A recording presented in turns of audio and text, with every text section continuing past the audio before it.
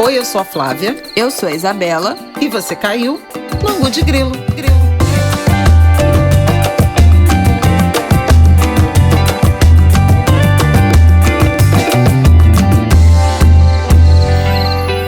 Oi, Angulers! É muita emoção estar falando com vocês. Você deve estar ouvindo a minha voz em cima de uma belíssima trilha sonora, porque a gente subiu de nível nesse podcast. Subiu o sarrafo. Bom, primeiro agradecer essa trilha sonora maravilhosa feita pelo Tico, nosso editor, que vocês já que conhecem. É a nossa cara. Tico, obrigada. Ai, foi maravilhoso. A gente discutiu alguns briefings assim. Vai ser pegado pro rap, vai ser pegado pro samba, mas aí o samba é de escola de samba, ou um afrobeat, não sei o quê. Acabou que a gente meio que definiu o samba, que eu acho que é o gênero musical, uma manifestação cultural que mais une, né? Eu e Flávia Ol, nossa relação familiar construída em torno da Sapucaí, e saiu este maravilhoso samba de trilha sonora. Não, que ainda tem um grilinho, né? Tem um grilinho, tudo, simplesmente tem tudo. Tem tambor, ainda tem um grilinho. Olha, perfeito. Muita emoção. Antes da gente começar, também queria agradecer pela repercussão e por vocês terem ouvido e comentado, se emocionado com o nosso episódio 100, com a Emicida e Fiote. Nossa, gente, quebrou a banca a audiência. Carinho pra Emicida e Fiote também, pela generosa conversa, tão íntima, né? Ficou mais um bate-papo, nem chamei de entrevista. Sim. Porque foi muito íntima, foi personalíssima e muita gente se emocionou. Foi lindo de ver o compartilhamento, várias mensagens que chegaram também, de pessoas se sentindo abraçadas. Isso, foi maravilhoso, gente. Muito emocionante. Agradeço demais a todo mundo que ouviu, comentou, veio postar no Instagram, no Twitter e falou pra gente sobre essa emoção que vocês sentiram. Eu avisei que ia ser maravilhoso nesse episódio 100, prometemos e entregamos. Bom, nesse episódio de hoje, a gente vai falar sobre o Haiti, que é uma promessa já de um mês aí, né? Quase um mês. De Flávia, da gente prometendo aqui falar sobre a situação do Haiti depois do terremoto que aconteceu lá. Vamos falar sobre o marco temporal, votação que está programada para os próximos dias. Vai recomeçar dia 8 de setembro, então, também conhecido como amanhã, né? Exatamente, quando você estiver ouvindo isso na terça-feira, amanhã. Então, finalmente vamos trazer esse assunto aqui, que também foi atropelado pelo noticiário, pelo nosso episódio 100, pelo episódio com o Martinho, a gente foi adiando. E vamos falar sobre a crise hídrica. Você já deve estar ouvindo aí que a crise hídrica está impactando também a energia e causando uma crise no setor elétrico. Vem conosco. E tarifaço. Bom, vamos começar falando do Haiti. Você quer fazer uma introdução sobre o que aconteceu? Eu quero fazer uma breve introdução. É porque eu comentei num episódio, acho que é um episódio anterior ao episódio 100, tinha acabado de acontecer um terremoto gravíssimo, né, no Haiti. Vamos lembrar que teve um terremoto devastador em 2010, mas em julho, no início de julho, 7 de julho, o presidente Jovenel Moïse, ele foi assassinado dentro do palácio presidencial, da residência oficial. A primeira-dama também foi baleada, mas sobreviveu. E o país, que já vem de uma crise muito grave, política, econômica, humanitária, ainda por cima, um mês depois do assassinato do presidente, enfrentou um terremoto que já deixou mais de 2.000 mortos e 100 mil desabrigados. Mais uma tragédia que vitima esse país que é muito simbólico, né? O Haiti foi o primeiro país que, pela revolução, pôs fim à escravidão. E foi muito simbólico, foi um movimento de independência que inspirou vários outros processos na América Latina. Foi em 21 de agosto de 1791, o marco. E foi realmente um levante dos escravizados, dos negros escravizados. E o Haiti foi a primeira república governada por pessoas de ascendência negra. E acho que o mundo nunca perdoou o Haiti por isso, sabe? Tem muitas leituras, eu vou inclusive indicar um texto muito interessante do Marcos Queiroz, que fala, né, desse processo, do significado. Mas a gente, em razão, inclusive desse assunto Haiti ter ficado eclipsado por todas as crises que estão acontecendo no Brasil, depois depois a tomada do poder pelos talibãs, né? Foi praticamente simultânea na mesma semana. Foi, né? No sábado o terremoto e no domingo foi os talibãs. Então o Haiti ficou invisibilizado, né? Aliás, acontece muito com países africanos ou países de maioria negra.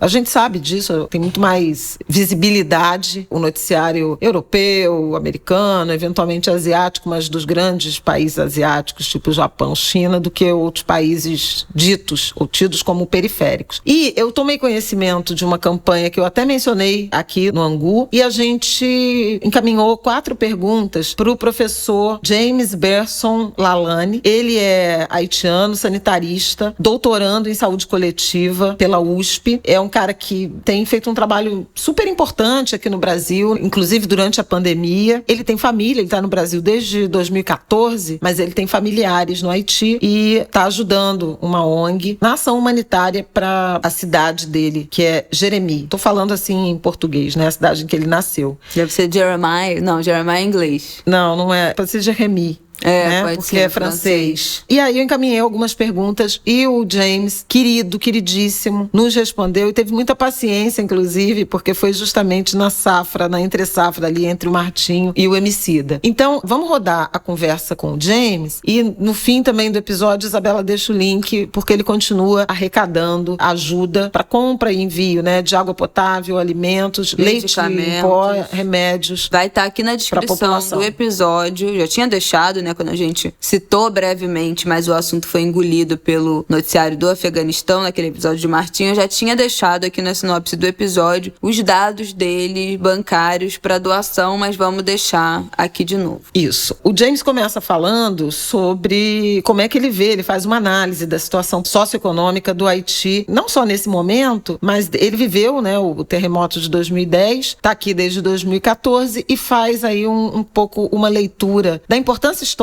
inclusive, e da situação atual. Muito obrigado, Isabela e Flávia, por me convidar a falar sobre Haiti nesse momento. O Haiti, primeira república negra, mãe dos direitos humanos, o Haiti é o primeiro país que diz para o mundo que as pessoas negras nascem para ser livres e conquistou essa liberdade para as pessoas negras. Hoje é com muita tristeza falar sobre o Haiti nesse momento. Desde 1805, o país vem passando várias crises. A instabilidade política, as intervenções internacionais, os desastres naturais. O país passou mais de 120 anos pagando a França para o reconhecimento da sua independência. Isso traz sequelas para a economia do país até hoje. O país teve em 20 governos durante 35 anos. O Haiti é o país mais pobre da América Latina e do Caribe. O terremoto de 14 de agosto é mais uma tragédia no país. Vale lembrar que o país, durante essa tragédia agora, está sem governo nesse momento, né? Por causa do assassinato do presidente no mês passado. São vários motivos que levaram o país a essa situação caótica.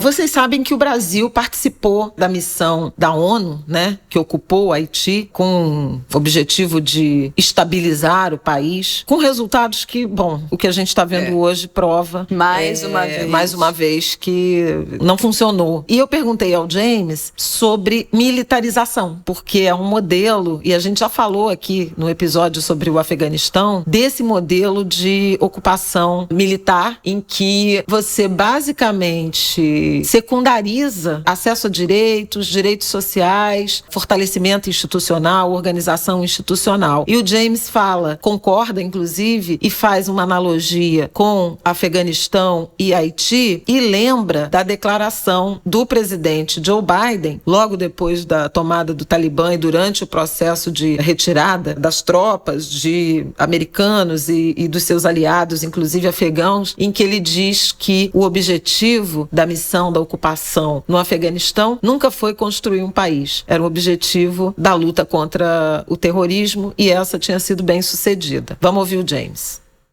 A militarização do Estado democrático nunca deu um resultado positivo, né? desde seu surgimento. Nós não podemos mais nos iludir com a militarização, de que a militarização acabará com a corrupção, trará um bem-estar social, político, econômico e cultural para a população. Pois um papel de um militar dentro de uma sociedade é zelar pela defesa da pátria, né? Não para fazer políticas públicas. No caso do Haiti, a intervenção militar, a MINUSTAH, ficou no Haiti durante 13 anos. Deixou o país mais pobre do que estava, com mais de 50 mil mortes pela epidemia cólera que eles trouxeram ao país, né? E a instabilidade política. Vale reforçar que a intervenção militar no Haiti é racista também, né?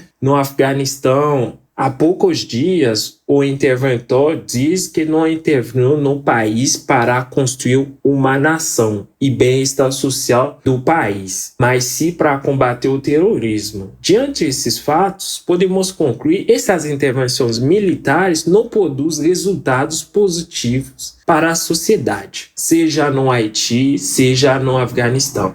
Pois é, eu gostei que ele, inclusive, cita o Afeganistão. Então, ele faz uma ponte direta. Quem ouviu o nosso episódio sobre o Afeganistão, lembra, se você não ouviu, vá lá. É o nosso episódio 98. Ou 9, acho que é 99. Né? Não, menina, 99 não. Foi 98 que foi junto com o Martinho. Foi 98, 99. Que a gente entrevistou a Adriana Carranca e o Renato Galeno. A Adriana Carranca, jornalista, e o Renato Galeno, professor de Relações Internacionais. E eles falaram sobre como essa ocupação dos Estados Unidos no Afeganistão foi absolutamente mal sucedida, porque tinha, entre muitas aspas, né, gente, o objetivo de levar a democracia e os avanços tecnológicos e o avanço institucional do país, não sei o que, quando a gente sabe que, né, pelo amor de Deus, me poupem desse houve assunto. Essa ilusão, parcialmente até alcançada, né, você teve um aumento do acesso, por exemplo, das mulheres, das meninas, né, as primeiras eleições mas também foi frágil, foram, né? O problema é esse, foi frágil, não foi suficiente, e agora o Afeganistão está dominado pelos talibãs. Já houve inclusive um atentado terrorista do Estado Islâmico cá, é uma coisa trágica, várias pessoas, jornalistas saíram do país, é muito triste o que você está vivendo lá. Então James faz esse paralelo. Exatamente, tem essa relação. A missão da ONU, das Forças Armadas para o Haiti, foi liderada pelo Brasil. Exatamente, e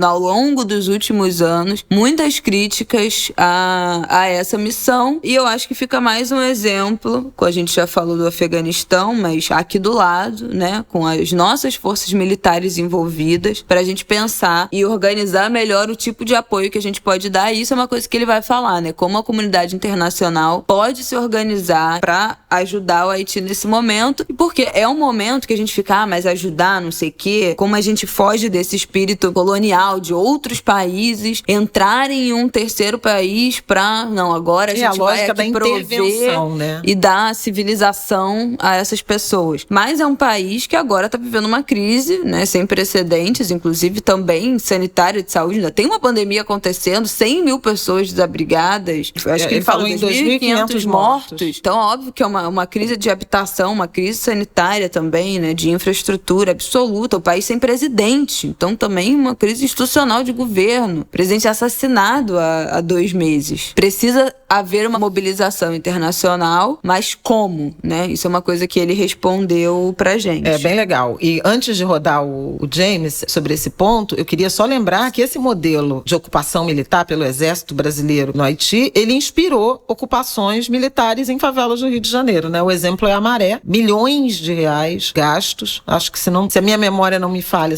foram 600 milhões de reais gastos em um ano, também com resultado pífio, como a gente pode ver. Então, assim, é um modelo que vem sendo repetido, que vem sendo replicado em vários países e que não tem produzido bem-estar, fortalecimento institucional, acesso a direitos. Eu acho que o Haiti, o Afeganistão, o que vem acontecendo há muito tempo nas favelas do Rio de Janeiro, mas tem modelos assim espalhados pelo Brasil, são soluções que precisam ser revistas. Parênteses, foram gastos na Maré 560 milhões ao longo dos 15 meses de ocupação. Não tô tão ruim, né? Inacreditável. Não tô tão ruim de memória. Falei 600 milhões um ano. Tudo que poderia ter sido feito com esse dinheiro, do avesso da militarização. Gente, pelo amor de Deus. Pois é. Então, James falando do protagonismo, né, da comunidade internacional atuando, mas com o protagonismo das organizações locais, rodou. A comunidade internacional precisa parar de fingir que está ajudando o país a sair da instabilidade política. Todos nós sabemos que a comunidade internacional influencia nas decisões políticas do Haiti. A dominação estrangeira e a influência colocaram o Haiti numa instabilidade crônica e de pobreza, né? Agora, o Haiti precisa que a comunidade internacional apoie um novo contrato social que o povo haitiano está pedindo há décadas para garantir o bem-estar das 70% da população mais carente do país. No atual cenário do terremoto, a comunidade internacional precisa fortalecer as organizações locais nos territórios que sofrem as devastações do terremoto, pois são essas organizações que sabem e vivem os problemas locais.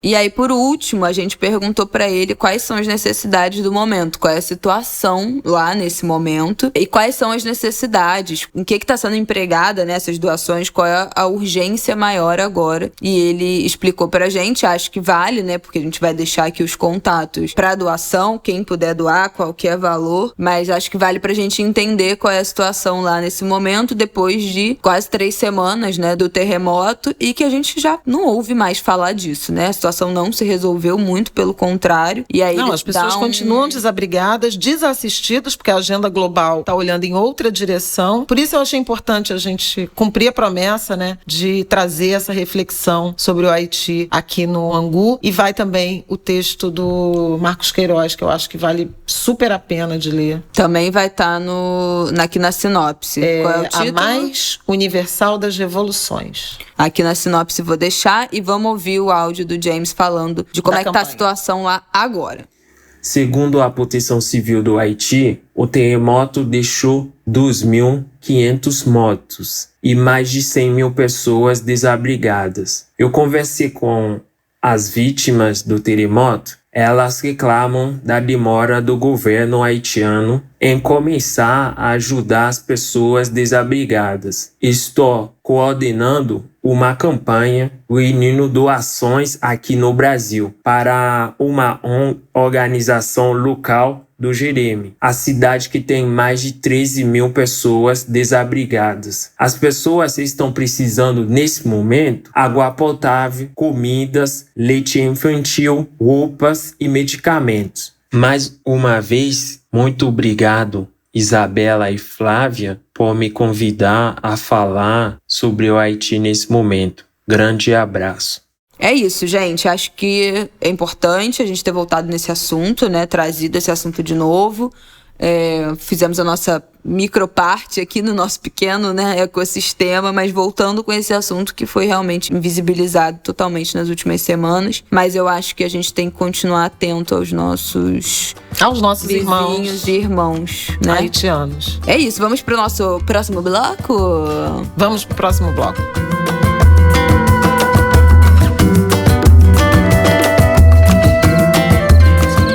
Bom, agora vamos falar neste bloco aqui sobre o marco temporal. Eu imagino que vocês já devam estar minimamente sabendo o que tá rolando, né? Porque essa discussão já tem aí pelo menos umas 2 semanas.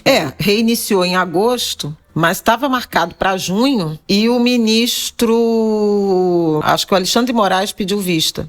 Aí como voltou. Sempre, né? O povo adora. Olha, eu acho que eu já tava falando pra minha mãe que antes de a gente começar a gravar, acho que não de pedir vista, tinha que ser proibido. Gente, lê enquanto tá rolando o bagulho. Ele não precisa pedir vista. Vai pra sua casa, você lê o processo no seu Kindle, Não precisa pedir vista de nada, pelo amor de Deus. Isso só atrasa os negócios. Mas enfim, nós sabemos que às vezes a intenção é exatamente essa. Bom, vou falar rápido aqui o que que é o marco temporal, só para quem estiver muito perdido, e por que nós somos contra e devemos ser contra a audiência do Angu de Grilo, o marco temporal, e ficar atento à presença dos indígenas nas redes sociais usando a hashtag marco temporal não. Eles estão falando muito sobre isso no Twitter, no Instagram também. Vou deixar aqui na descrição uma listinha de perfis de indígenas pra gente seguir, tanto perfis de mídia e jornalismo indígena, mídia índia, Levante Indígena, tem vários perfis pra gente acompanhar, mais institucionais, mas também de pessoas indígenas com seus perfis pessoais que foram pra Brasília e vão para Brasília de novo essa semana. Está marcada uma ocupação de Dessa vez de vários... Essa semana é a Marcha das Mulheres Pois indígenas, vai ter que a Marcha das acontece Mulheres. todo ano e elas começam a chegar no 7 de setembro. Exatamente. Também conhecido como hoje. Inclusive, tem uma tensão e uma preocupação em relação ao que pode acontecer em Brasília por conta da convocação da manifestação golpista, né, do presidente da República e de seus aliados. Mas as mulheres indígenas não arredaram pé. Vão começar a chegar em Brasília nesta terça. Na quarta-feira, dia 8, elas vão fazer um ato no Supremo Tribunal Federal, porque o julgamento recomeça, e aí recomeça pela leitura do voto do ministro relator Edson Fachin, que a gente já sabe que vai ser contrário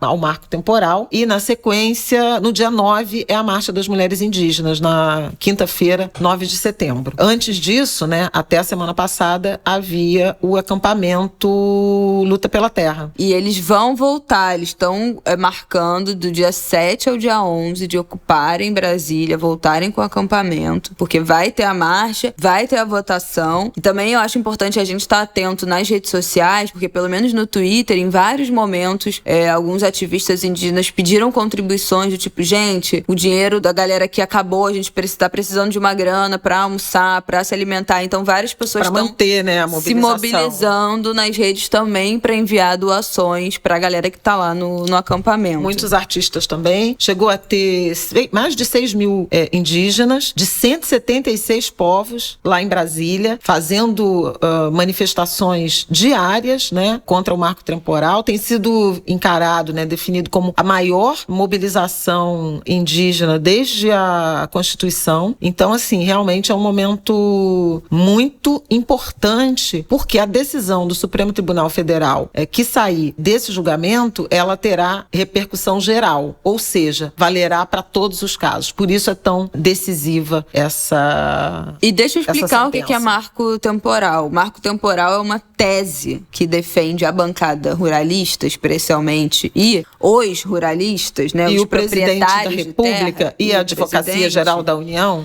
de que, por causa do verbo ocupam no presente, num artigo da Constituição que se determina o direito da população indígena, eles falam que, eu vou ler exatamente o que diz. São reconhecidos aos índios sua organização social, costumes, línguas, crenças e tradições, e os direitos originários sobre as terras que tradicionalmente ocupam, competindo à União demarcá-las, proteger e fazer respeitar todos os seus bens. Eles falam que, como tá sobre as terras que tradicionalmente ocupam, quer dizer que ocupam no momento em que foi promulgada a Constituição, em 5 de outubro de 1988. Então, eles argumentam que os indígenas só podem reivindicar a posse das terras que estavam sob seus domínios no dia que foi promulgada a Constituição. Até o dia 5 de outubro de 1988. Todas as terras que eles ocuparam ou perderam e tiveram que migrar por essas disputas territoriais que nós sabemos, né, como pelo funcionam. Genocídio, né? E o genocídio. Não poderiam reivindicar porque o ocupa... Gente, é uma coisa que assim...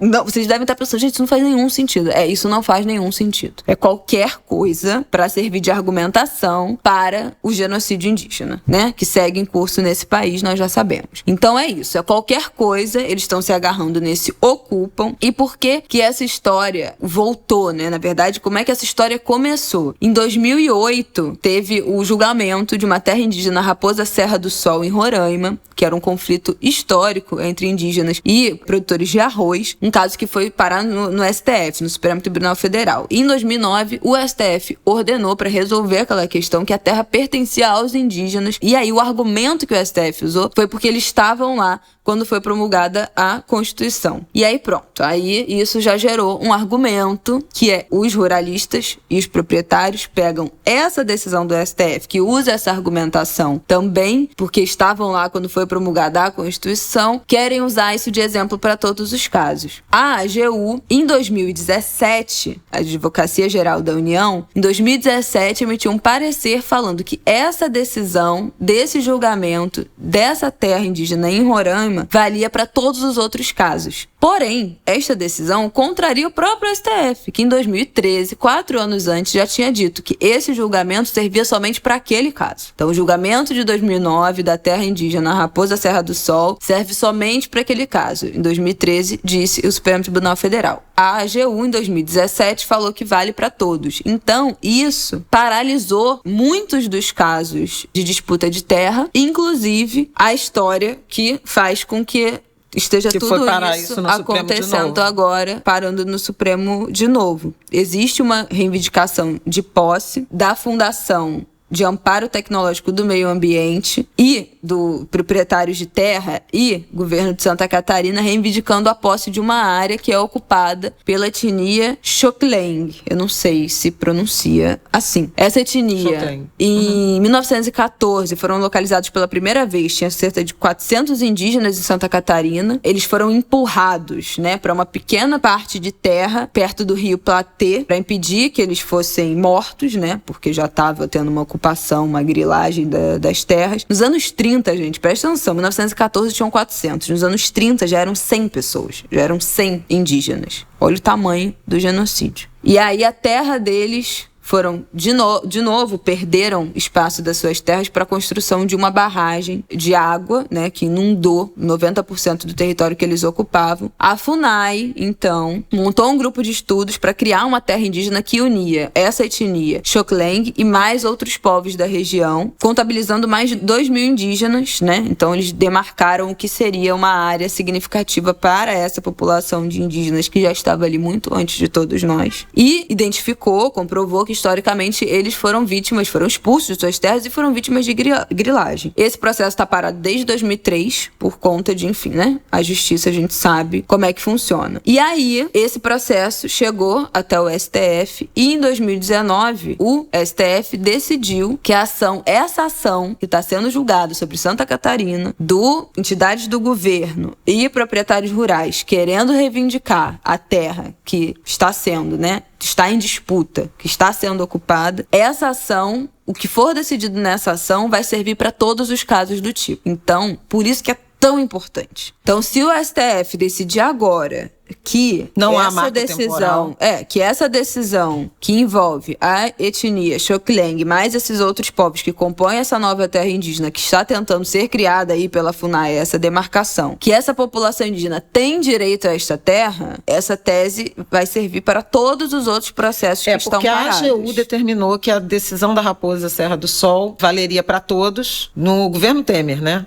O parecer de 2017. É isso que eu já falei. Então, porque eles consideraram isso de repercussão geral, o Supremo falou, não era aquilo, essa não, e o que a gente decidir agora é que vai valer. Então, por isso que é tão importante, porque se eles falarem, não, eles não estavam lá no dia tal, no data X, Y, Z, 5 ou de outubro enfim, de 88. não tem direito pelo motivo X, Y, Z, todas as outras disputas relacionadas a esses conflitos de terra serão validadas para o lado, óbvio, né, de interesse dos proprietários rurais, dos ruralistas. Sendo que antes de 1988, os indígenas eram tutelados pelo Estado brasileiro e nem tinham como entrar com ação, reivindicar a posse de terra. Então, assim, é um negócio realmente que vai pôr muito em risco os povos originários. E, assim, a Constituição garante os direitos originários. E direitos originários, como o próprio nome sugere, né, eles são anteriores, eles são de origem, né? E por serem de origem, são anteriores à existência do Estado brasileiro. Não era Brasil, ainda não era Brasil. Isso significa direitos originários. Bom, o julgamento do Supremo tem uma pressão política enorme dos ruralistas. O ministro Luiz Fux agora disse que o julgamento vai até até terminar, não vai ter mais pedido de vista, todo mundo já está pronto. Ele admitiu 39 defesas, amicus curiae, do lado dos indígenas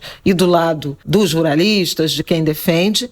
Na semana passada, o último voto, né, a última fala, foi vejam vocês, do Procurador-Geral da República, Augusto Aras, que fez uma defesa muito enfática contra o marco temporal. Gente, esse país não cansa de nos surpreender. Da onde a gente menos espera, surge qualquer coisa. Tem umas pegadinhas na fala dele, mas não vou nem entrar nesse detalhe, porque eu achei... Não, o importante é que ele vai muito contra. Importante, uma fala tão enfática em relação aos direitos originários, e disse, inclusive, que todas as terras indígenas já deviam estar demarcadas e que a demora na demarcação é violação de direitos humanos. Olha isso. Passada, chocada, gente. Esse Brasil é qualquer coisa. Eu comentei no Em Pauta, ele falou em invasores, e não em descobridores. E eu até brinquei falando, o Augusto Aras só faltou cantar o Samba da Mangueira, né? Vai ter que cantar. Desde 1500. Não tem mais invasão do que descobrimento. Não, a gente cantou fora do ritmo completamente. Cantamos, né? Desde 1500 tem mais invasão do que descobrimento. Pronto. Tem sangue retinto pisado na foto do herói. Pelo amor de Deus, tem que ter carnaval 2022.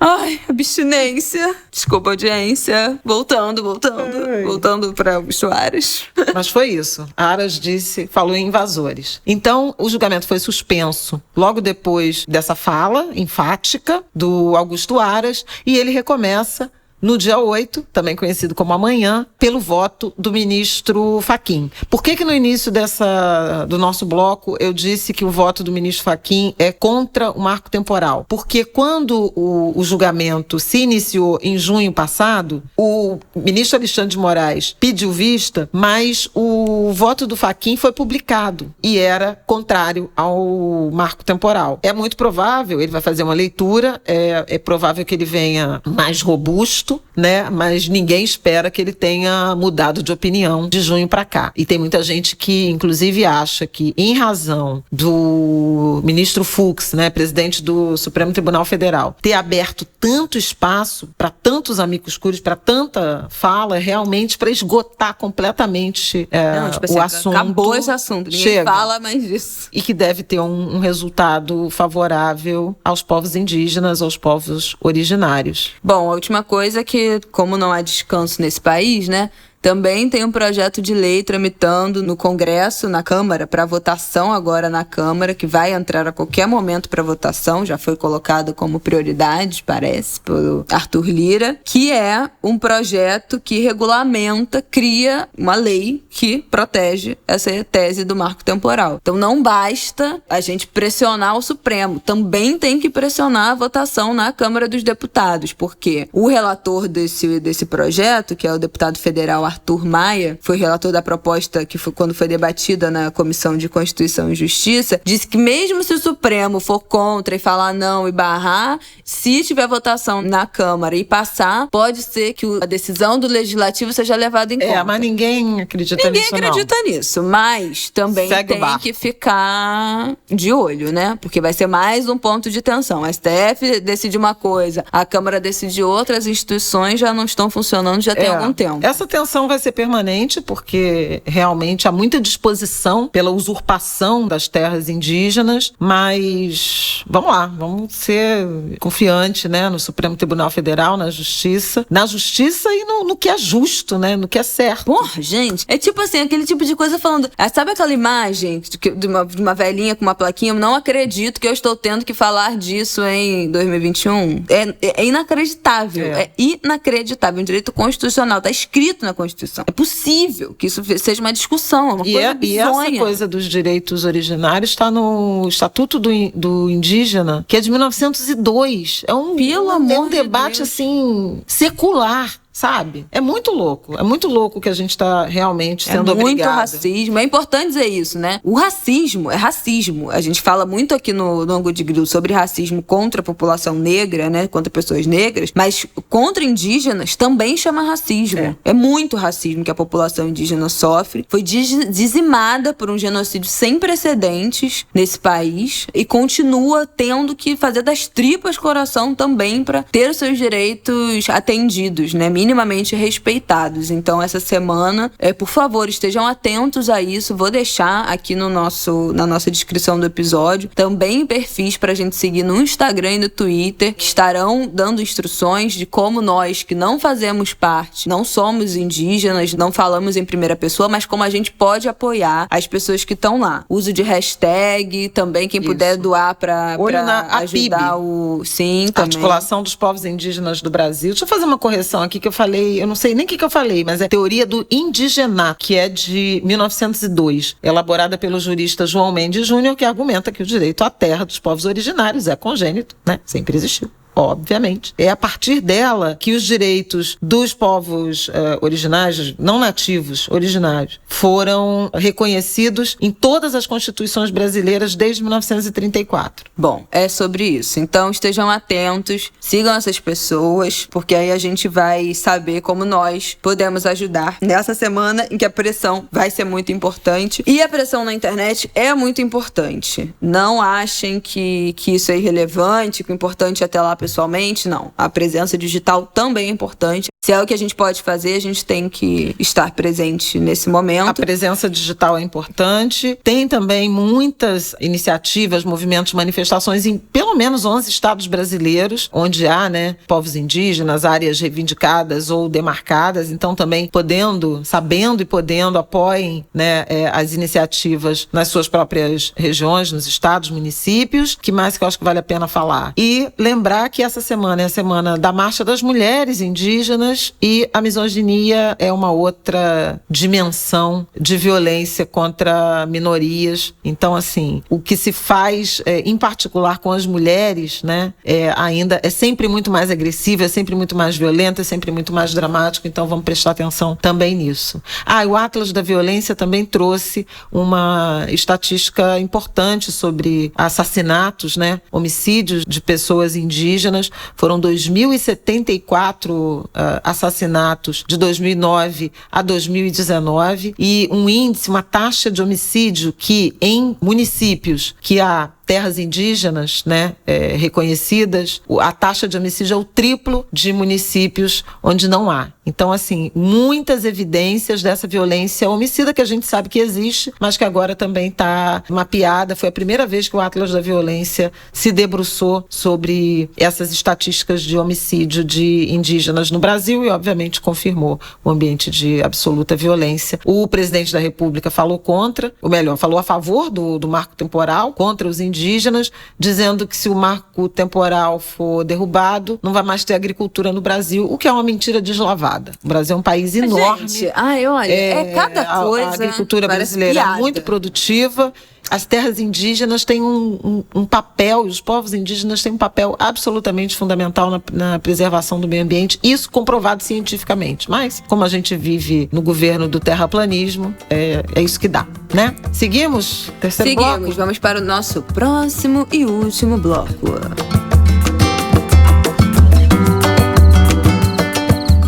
Bom, você já deve estar vendo se a sua conta de luz já chegou, como a minha chegou na sexta-feira, dia 3. Se a sua conta de luz já chegou, com certeza você já notou um aumento e uma cobrança altíssima, por conta da bandeira vermelha. Queria que você falasse, Flávia, você que escreveu sua última coluna sobre isso, sobre crise hídrica, os impactos também na energia, o que está acontecendo neste país, pelo amor de Deus. O que está acontecendo nesse país é o que está acontecendo no mundo inteiro, né? Eventos climáticos extremos, frequentes, né, que estão mudando completamente a relação, né, a nossa relação com natureza, com sobrevivência, com o que costumávamos chamar, né, de desenvolvimento, de vida normal. O Brasil tem um período úmido, né, um período de chuvas, predominantemente entre os meses de novembro e abril. Dessas chuvas, obviamente, que depende do país, mas tem muita visibilidade, sobretudo no debate econômico, né, político-econômico, a geração de energia.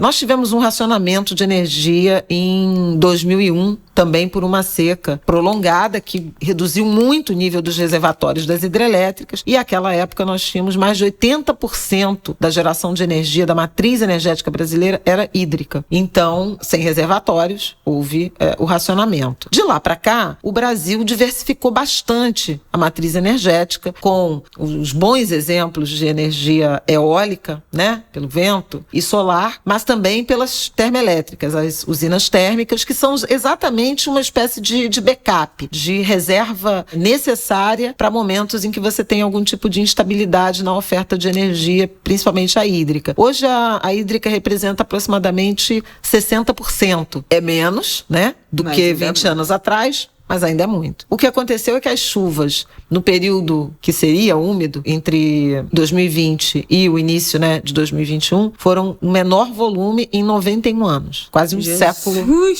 não chovia tão pouco. E os reservatórios das hidrelétricas chegaram ao início aí da estação seca, que começa em maio, em níveis equivalentes ao do racionamento de 2001, mas equivalente abaixo. Quer dizer, um pouco abaixo do nível daquele período. Não, e como deve ter aumentado o consumo energético, pelo aumento da população, e o aumento da tecnologia, não? Houve aumento. Do gasto energético? Não, houve aumento, mas assim, veja que ano passado a gente teve uma recessão de 4%, né? E a gente nunca se recuperou da recessão, ainda plenamente da recessão de 14 e 16. Então a gente está num patamar de consumo de energia abaixo do que seria se o Brasil tivesse crescendo. A questão é que, assim, a crise hídrica, ela é muito maior do que a crise energética. Foi sobre isso a minha coluna. A gente tem discutido muito a questão da energia, por óbvio, porque é uma preocupação importante, né, para a economia. É importante porque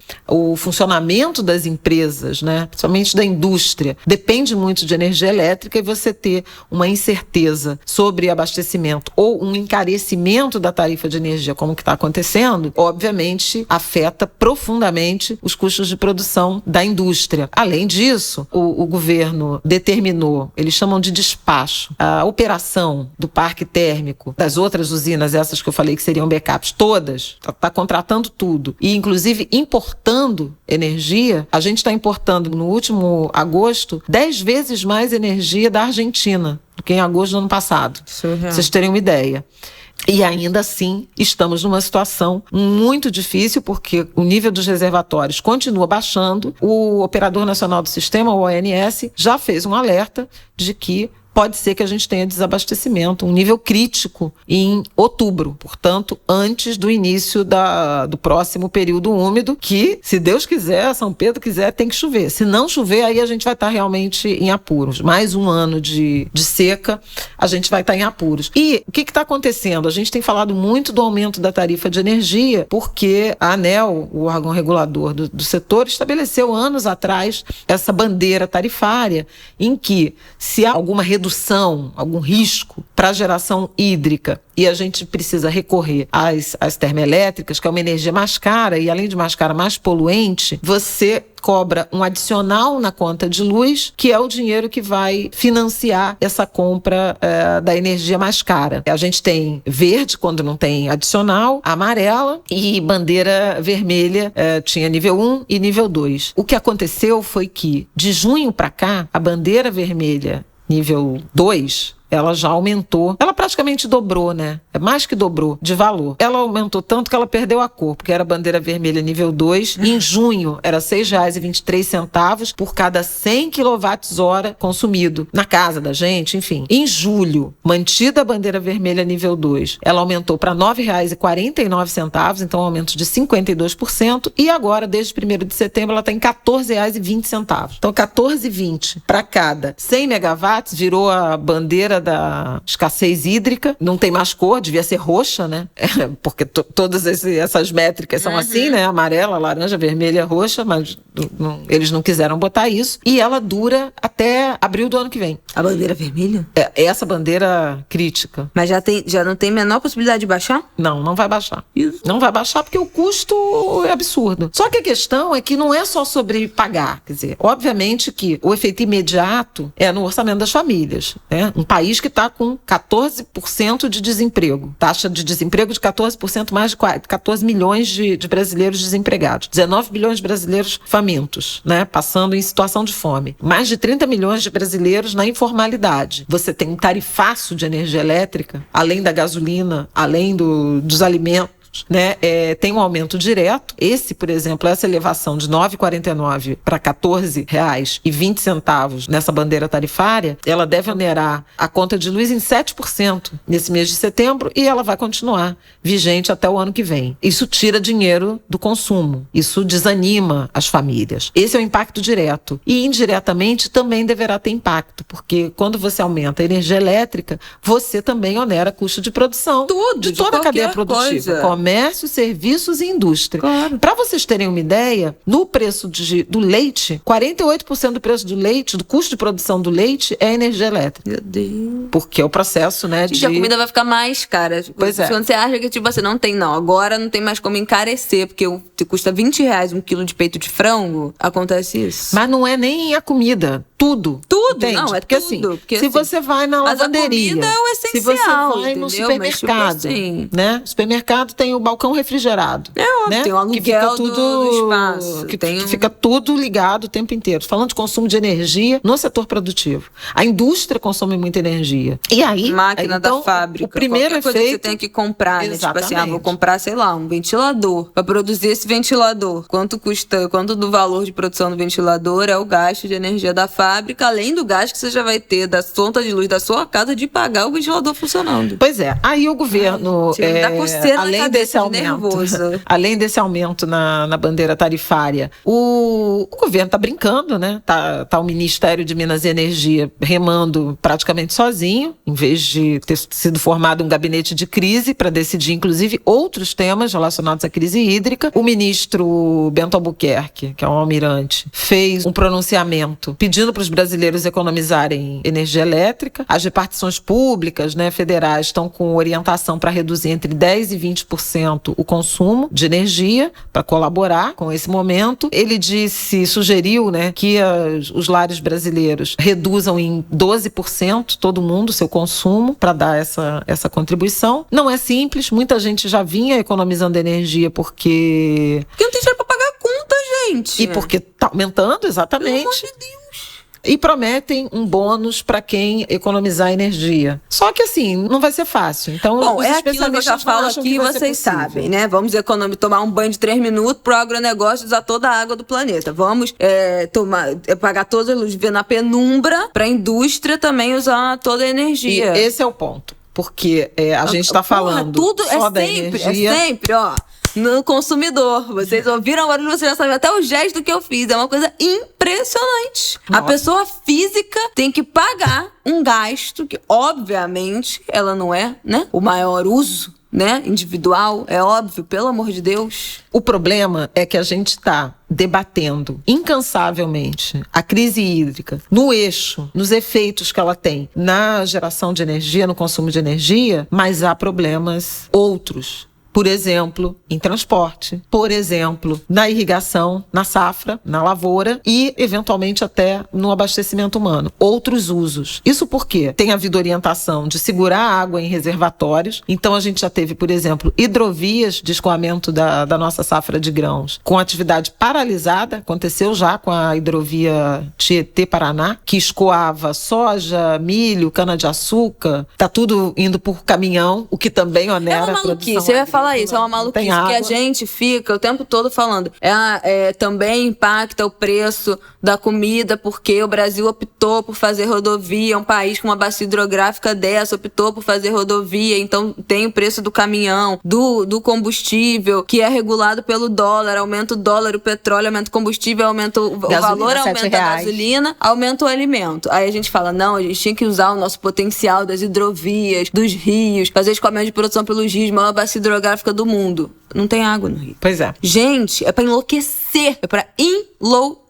Essa semana, vocês devem ter visto, na semana que passou, o IBGE divulgou os resultados do segundo trimestre do PIB, né, da atividade econômica brasileira, e que eles falam em estabilidade, vamos lá, estabilidade de menos 0,1, mas o PIB da agropecuária caiu 2,8% no trimestre. Comparado com o ano passado, houve aumento da produção de soja e de arroz, mas a safra de milho, de café e de algodão caíram. E tem muito a ver com seca, né, com essas condições climáticas e também com a geada recente, mas a geada pegou mais julho, então nem tá nessa conta. Também por isso o agronegócio anda zangado, né?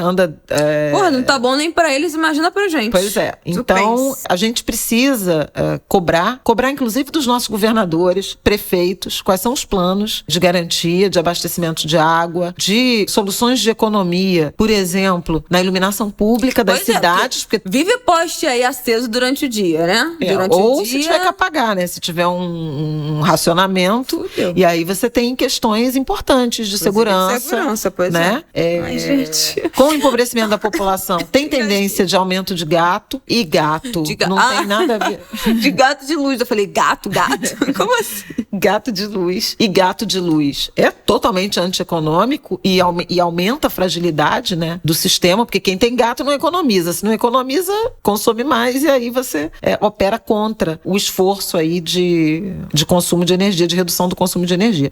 Então, assim, a gente está numa situação muito difícil, porque o calor está chegando. Se a gente já está com aumento de consumo e risco de racionamento, risco energético, nesses meses que foram os meses mais frios, junho, julho, agosto, imagina o que vai estar acontecendo agora, setembro em diante, com calorão. Tem muita gente me perguntando, eu vou responder aqui sobre horário de verão, porque o Bolsonaro terminou com horário de verão em 2019, e o horário de verão era um mecanismo para reduzir consumo de energia, né, no horário de pico e, portanto, contribuiria com essa situação. Tem até já pesquisador, o Ministério de Minas e Energia encomendou um estudo sobre isso ao Operador Nacional do Sistema. Esse estudo ainda não é conhecido, mas tem vários especialistas que já acham que o horário de verão vai voltar. Agora, vai voltar, mas por uma economia muito pequena, e eu vou explicar por vocês. De qualquer coisa. Por qualquer coisa. 0,1 qualquer de redução de consumo, né, pode fazer diferença. Por que eu digo isso?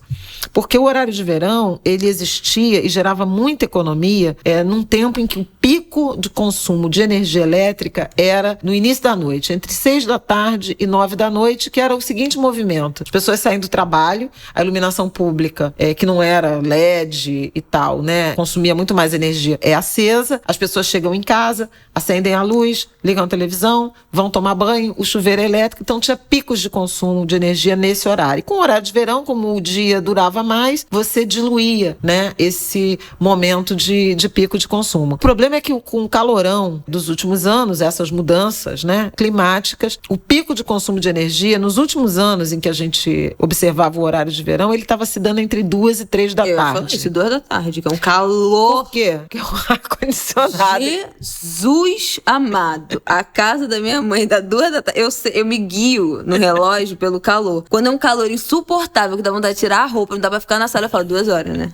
É assim, ai, olha, eu não gosto de pensar que isso vai voltar. Pois é. Então, com os escritórios e tudo, todo mundo ligava o ar-condicionado, era o pico do calor e o pico do consumo. Então, assim, teve uma mudança de padrão. Muita gente já não tem chuveiro elétrico, já tem aquecedor a gás, a própria iluminação pública já foi fartamente substituída por lâmpadas LED. Você tem aparelhos elétricos que são mais econômicos, né, com selo de eficiência energética. Então, esse pico aí do início da noite, ele já não é mais assim. Por isso, o horário de verão, ele estava gerando pouca economia e estava muito mais com uma questão cultural, de convivência social, principalmente nas cidades turísticas, tipo Rio de Janeiro, que fazia muita diferença. Pro turismo faz toda a diferença. Era muito bom. Mas pode ser que ele volte em razão dessa necessidade de qualquer economia de energia. Quem não gosta do horário de verão é a galera que trabalha muito cedo. Não, porque acorda muito cedo para trabalhar e sai no escuro de casa. E aí também tem um um efeito tem uma questão de segurança pública. Total. Mas é possível que volte.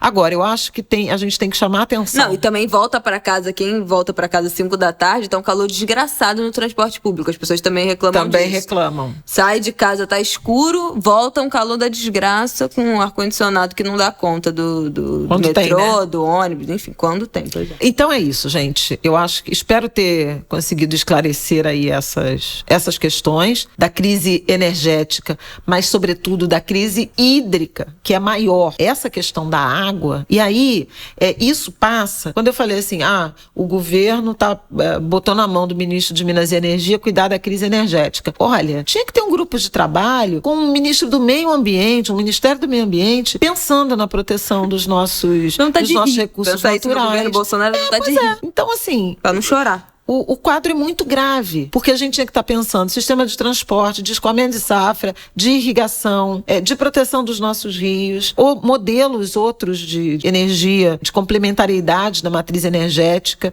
de modo a diversificar ainda mais essa energia, regular esse uso da água, que é o fundamental, combater o aquecimento global, reduzir as nossas emissões, tudo isso. Pensar o que a gente está vendo. Nem ouviu o que a gente deveria estar fazendo, me dá depressão. É de deprimir mesmo, porque a gente está vendo um país que tem reservas hídricas as maiores do mundo, ou talvez a maior do mundo, mas ela está concentrada numa região que é menos densamente povoada, então as áreas mais povoadas do Brasil são as que têm menos água. Então a gente realmente precisa desse equilíbrio dos recursos naturais, proteger os nossos mananciais, de modo a garantir essa oferta para todos os usos. Não é o que está acontecendo. O Pantanal queimou 1/3 no ano passado, é berço das águas, né? A Amazônia está queimando, perdendo território, área florestal coberta. Isso também impacta, porque impacta na evaporação e nas chuvas. O Brasil, nas últimas décadas, perdeu 15%, né, dos seus territórios, né, dos seus recursos hídricos. É muita coisa. Muita coisa, gente. Ai, olha. Então, é realmente uma situação muito difícil e muito mais grave que a crise energética. Quer dizer, a gente vai reclamar do aumento da conta de luz, a gente vai reclamar do aumento, eventualmente, de preços, né, e até de juros, por conta do Banco Central atuando para tentar baixar a inflação, mas há outras questões. Há questões da irrigação da safra, há questões das hidrovias e há questões, eventualmente, pode haver questões do abastecimento hídrico. A gente sabe disso. Paraná já vive, né? Curitiba vive racionamento de água por questões específicas, né? Mas vive nesse momento. Nós já tivemos racionamento de água em São Paulo, em 2014, e a gente aqui no Rio viveu a geosmina, né? A crise da geosmina. Não é racionamento, mas é água que dá desinteria com cheiro de bosta. Bom, enfim, gente. Era melhor ter um racionamento. Ai, nem sei o que é melhor, porque realmente... Ai, olha, não dá pra mim, realmente. Esse país é um relacionamento completamente abusivo. Posso falar palavrão no podcast? Olha, gente, vamos encerrar esse programa, porque eu vou te contar. Vontade de rir pra não chorar. Realmente, assim, vontade de chorar com o Brasil. Ai, meu Deus. Então é isso, gente. Economizem luz, economizem título eleitoral de vocês. É só isso que eu tenho pra dizer. Transfere esse título eleitoral, tá com multa, paga a multa, regulariza isso, gente, porque, pelo amor de Deus, a gente prepara a sua avó de 100 anos, que não vota, tem 30 anos, fala, vó, você vai ter que votar. Eu já falei pra minha avó não vota mais. Eu já falei, você vai votar, a gente vai lá no Valqueire, a gente vai cruzar o Rio de Janeiro, mas você vai votar. Você vai voltar a votar. Não dá mais. Bom, eu só queria fechar falando que as Paralimpíadas acabaram. A gente acabou não conseguindo falar aqui como a gente gostaria, porque teve o episódio 100, que já foi um episódio inteiro, né, gravado especial. Mas eu queria ressaltar uma coisa que aconteceu ontem, a gente tá gravando no sábado, aconteceu na sexta, dia 3. O Ricardo Gomes, atleta de atletismo, ganhou uma medalha, subiu, na hora de subir ao pódio, ele recebeu a medalha, recebeu o buquê, abriu o casaco e tirou, meus queridos, 2 fios de conta, macumbeiro, e beijou os fios de conta assim, levantou, muito emocionado com a medalha. Foi lindo. Beijou a medalha, foi lindo, uma cena linda. linda. Oxóssi e Iemanjá. A gente super comemorou no Twitter.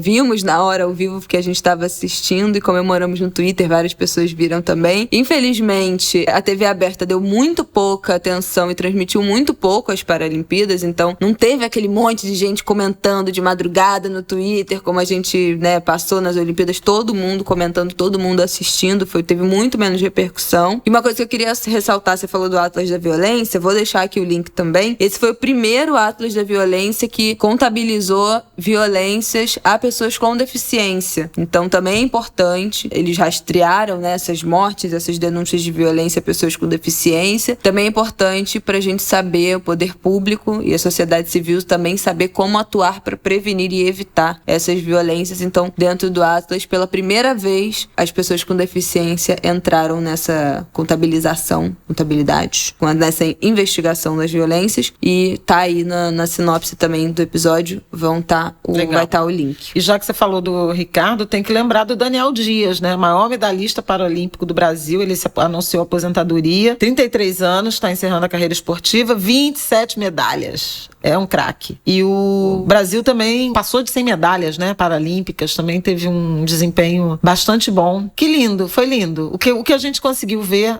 também teve um problema de transmissão lá. A estrutura que o Comitê Paralímpico ofereceu foi muito menor.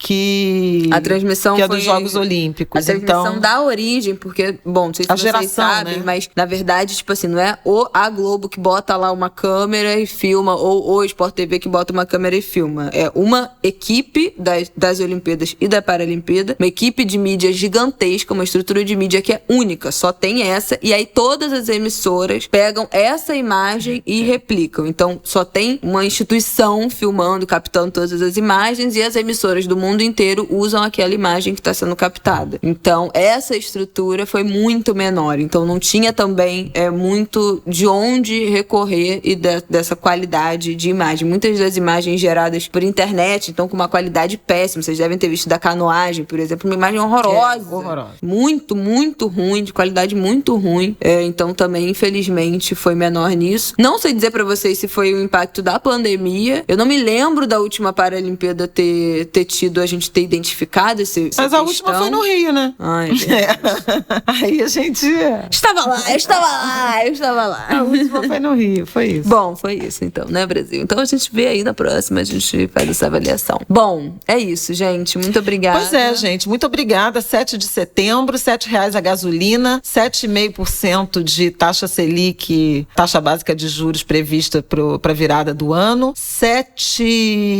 Entre 7,2% e 7,7% é a previsão de inflação para este ano. É um governo do triplo 7, como eu disse no Papo de Política, e repito aqui, 7 de setembro, R$7 a gasolina. É isso, Brasil. E seja o que parabéns aos envolvidos quiserem sobre 7 de setembro. Esse episódio vai ao ar às 8 da manhã. Sabe Deus o que vai acontecer ao longo desse dia. Força o ícone. Viveremos para contar. Aqui. Semana que vem estaremos aqui, faremos esse saldo. É isso. Boa semana pra vocês, bom feriado. Espero que você esteja ouvindo isso. Junto tomando um sol. Tomando uma cervejota, uns bons drinks, tomando um sol, entendeu? Fazendo aquela faxina na casa do feriado, tirando roupas pra doar, coisas para doação, fazendo uma limpeza na sua casa. E depois do ângulo de grilo, pode soltar o pagode. Um beijo. Valeu.